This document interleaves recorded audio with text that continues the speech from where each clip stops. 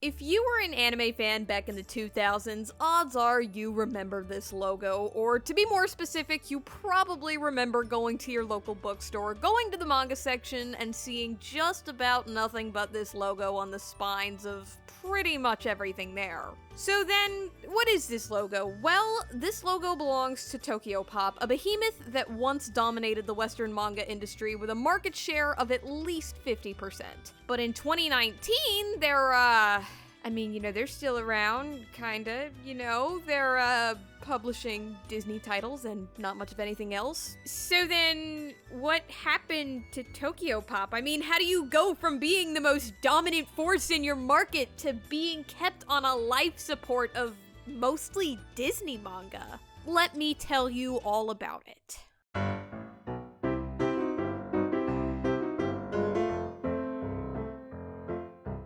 So, before we understand the death of Tokyopop, first we gotta understand its life. At its peak in the early and mid-2000s, Tokyopop literally controlled more than half of the English-speaking manga market. Oh, but, there's no need to take my word for it, because when asked about the massive boom of graphic novel sales between 2000 and 2001, the founder of ICV2, Milton Gripe? I'm sorry if I'm not pronouncing that right. Anyways, he explicitly mentioned that he thinks the boom was thanks to Tokyopop. And honestly, I don't doubt that that's the truth. I mean, how could it not be? They published Fruits Basket, Cardcaptor Sakura, Sailor Moon, Chobits, Love Hina, Initial D, Loveless.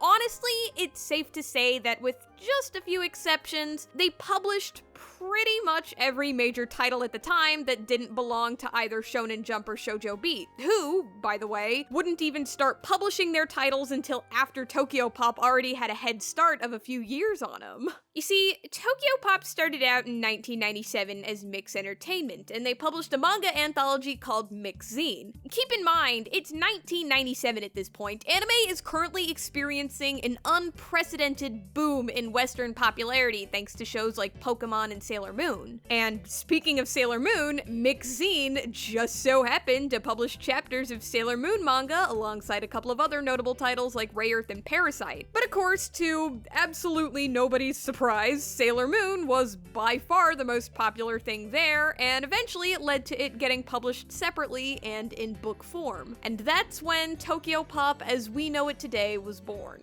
Using that Sailor Moon money, Tokyopop kept bringing in more and more manga to the West. They were also doing it at the reduced price of about $10 per volume, as opposed to the otherwise typical $13 to $17. And speaking of things that set them apart, perhaps the most lasting effect they'd have is that they were the first American manga publisher to publish manga in its original right-to-left format, as opposed to America's typical left-to-right. They'd market this as authentic manga, which, yeah, that's technically true, even though this decision was just made to save time and money, but you know what? It doesn't even really matter because people loved it so much that within only a couple of years, it became an industry standard that we still abide by even today. And as if all that just wasn't enough, their growth was even further facilitated by a deal with Borders Books, but I'll talk more about that in just a moment because that ended up being a double-edged sword for Tokyopop. But for now, all you need to know is that at their peak in the early 2000s, Tokyopop had plenty of money, they had great marketing, name recognition, major connections, and a massive amount of control over their market, which was on a major rise. That's like the god combo in the realm of business. So, God,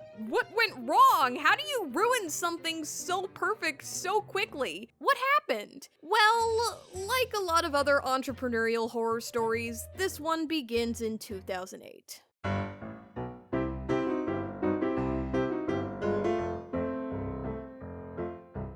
The Great Recession of 2008 hit pretty much every industry in America, and manga was far from an exception. I want you to take a look at this chart of overall US manga sales from 2002 to 2018. This was made by Project Anime, who sourced their information from ICV2. And I want you to look at how massive sales are early on here, and then they peak in 2007. This whole area right here was when Tokyopop was at its peak. And then, just as things are going well, BAM! recession. Sales plummet in 2008 and they wouldn't even start to recover for another 5 years. And even when it does finally start to recover, even 2018 sales still pale in comparison to the numbers of 2005 through 7. So what was happening at the old T-pop in 2008? Layoffs. Lots of layoffs. In June, 39 Tokyopop employees would be laid off, leaving the people who were still around to do some pretty major restructuring. Keep in mind that before the layoffs, Tokyopop had around 100 employees in its US office, so to lay off 39 of them at once,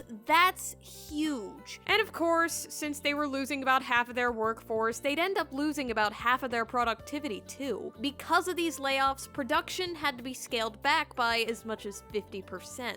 And what was Tokyopop saying caused this at the time? Well, their founder and CEO Stu Levy shifted the blame to their partner company Borders Books because they owed Tokyopop a lot of money. Borders, for those of you who don't remember, was a pretty big chain of bookstores, not all that unlike Barnes & Noble, except for the fact that Barnes & Noble is still around. But what makes Borders important to this story is that they had a partnership with Tokyopop. You see, before Tokyopop came into the picture, your best bet for buying manga in the States would have been to go to your local comic book store. But Tokyopop had a bunch of titles like Sailor Moon and Fruits Basket, and they knew that these titles would be harder to sell at these comic book stores since they appealed mostly to girls. And that's not to say that girls didn't go to comic book stores, just that it wouldn't be enough to get these manga the audience Tokyopop knew they had the potential to have. So Tokyopop realized, alright, if we can get these titles into bookstores instead, more people, or to be more specific, more girls, will see them and they'll sell better. Awesome! Now all we need is a platform. All we need now is a chain of bookstores. And of course, Borders would end up being that bookstore, and at first this partnership was great. Just as Tokyopop predicted, the larger audience that came with selling in a bookstore helped out their sales tremendously, and as for what Borders got out of it,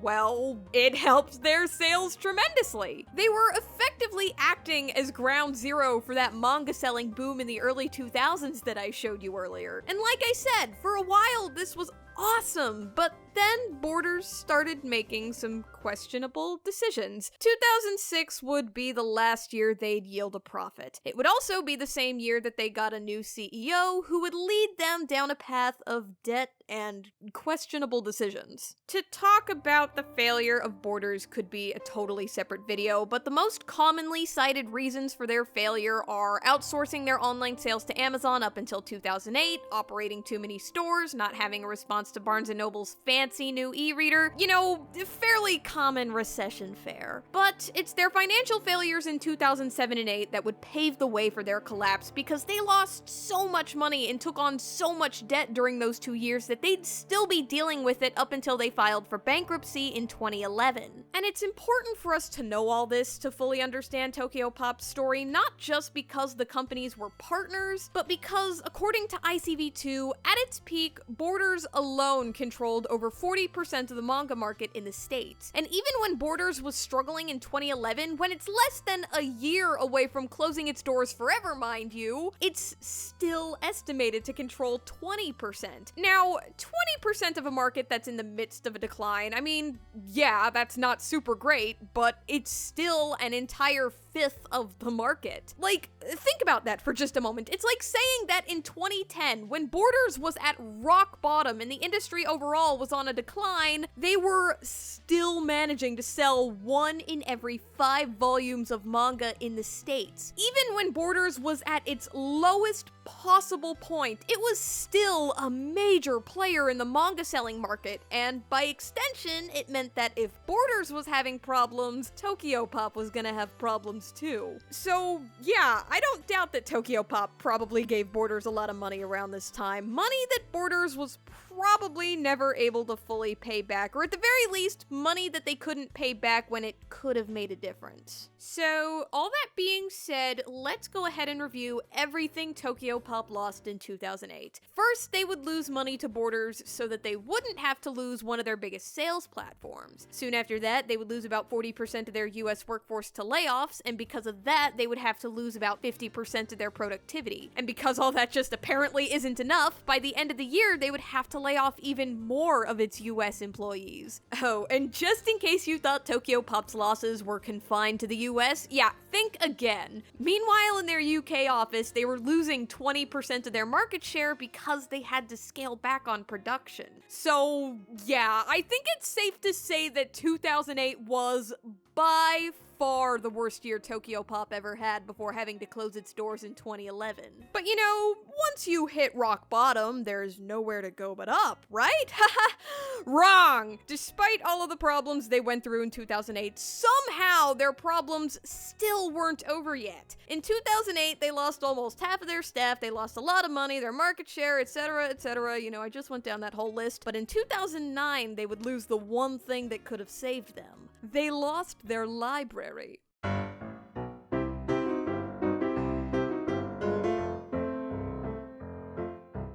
I have here a list of 66 Tokyopop titles. A couple names that jump out at me here are Chobits, Initial D, Love Hina, Rave Master, Sailor Moon, Samurai Deeper Kyo, and Tokyo Mew Mew. Now, aside from the fact that Tokyopop was responsible for bringing all of these titles into the English-speaking market, what do you think they all have in common? I'll give you a hint, it's that their Japanese licenses all belong to a company called Kodansha, and Kodansha just so happens to be the largest publishing company in Japan. Now, up until 2009, Kodansha and Tokyopop had a license agreement that let Tokyopop bring their titles into the English-speaking market, and that worked out fine for a while, but eventually Kodansha decided that rather than use a middleman like Tokyopop, they just wanted to get in on the action themselves. And to that end, they would have to do two things. They would have to end their license agreement with Tokyopop and then start their own US branch. Spoiler alert, they did both of those things in 2009. So, what did this mean for Tokyopop?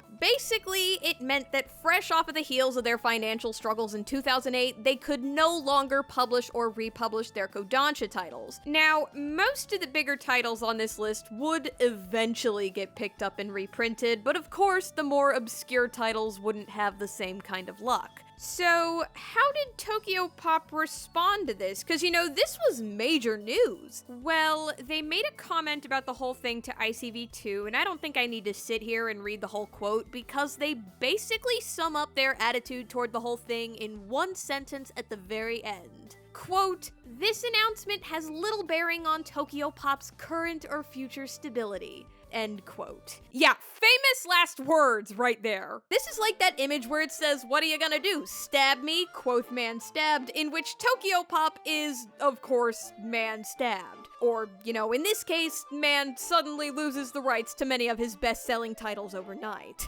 So let's talk about their stability for just a moment. Actually, better yet, let's look at their stability. Let's look at a few of Tokyopop's release catalogs, shall we? So, this Kodansha announcement happened in August of 2009, so how much manga was Tokyopop publishing at the time? Well, their summer 2009 release catalog covers all of its releases from May until August, and although every month circles somewhere around 20 new releases per month, the month with the fewest new releases is May of 2009 with 19 new books. Now, that catalog came out before the news broke, so let's fast forward a year. Let's take a look at their summer 2010 catalog. This time, each month only has closer to 15 new books, with July and August being tied for the fewest with 14. So in terms of quantity, Tokyopop was falling behind, but in fairness, it wasn't like it was massively behind. And you know, you can easily make up for falling behind on quantity as long as the quality is there, right? So what are Tokyopop's biggest titles in 2010? You know, there's a couple of semi-obscure .hack titles. They still have Future Diary, that's something. There's a Fruits Basket fan book. There's, there's a few titles that would have attracted a fair amount of sales, but these just don't command the same sales as those Kodansha titles that they were releasing just a year ago, you know? And it probably didn't help that their best-selling non-Kodansha title, which definitely would have been Fruits Basket, would have reached its end in 2009. And without their Kodansha titles, this just wasn't enough for them to get by for very long, and sure enough, just like Borders, they'd only make it as far as 2011.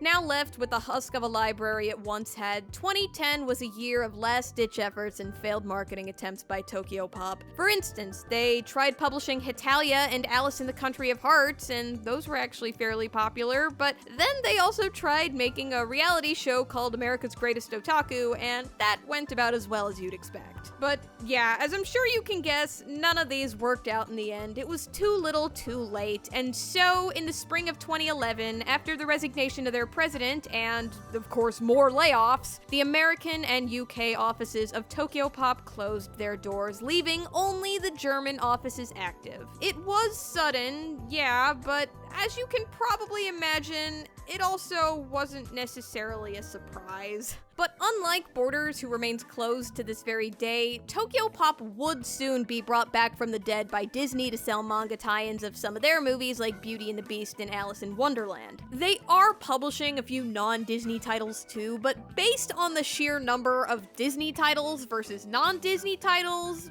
it seems pretty evident to me, at least, which titles are their bread and butter. You might think, based on everything I've told you so far, that a lot of people were thrilled to see them make a comeback, but that was definitely not the case. See, back in the day, Tokyopop had a pretty extensive line of original English language manga, or OELs. As a matter of fact, they even had contests for making them too. It was pretty popular. And the good news is that it did provide several creators with an opportunity to get into the comic industry, and that's great. But the bad news was the contracts that Tokyopop had most of them in. More specifically, Tokyopop required most of their OEL creators to give them half of the copyright, and eventually full copyright, or moral rights as they called it, and this put the OEL creators and their half copyrights in a really difficult position when Tokyopop went under. Honestly, to talk about this in detail would require a totally separate video since there's just so much to say about this, but for now at least, suffice to say, it's extremely well documented that Tokyopop didn't treat its OEL creators very well, so when Tokyopop announced at Anime Expo in 2015 that it was gonna try to make a comeback, they weren't exactly met with a very positive reception. But in any case, there it is! That's the story of the fall of Tokyopop. I hope I was able to answer all of your questions about it, and if I wasn't, then feel free to ask in the comments where either I or someone else can hopefully answer them. You know, fun fact, originally this video was supposed to be about their Star Trek Next Gen manga, but the deeper I dug into the Tokyopop rabbit hole, the more I just could not resist talking about this instead. But for what it's worth, the TNG manga honestly isn't awful, and it's no more weird than the show itself. I mean, there was an entire episode where the holodeck glitched out and Data was multiple cowboys. Like, you know, that's setting the weird bar pretty high. But yeah, this manga is pretty middle of the road, honestly, but as always, I'm getting off topic, so I'm gonna go ahead and end this video before I digress any further. So, in conclusion, God, I don't know, Next Gen is the best Star Trek. Data is my favorite Next Gen character, but honorable mentions to Worf, Picard, and Geordi.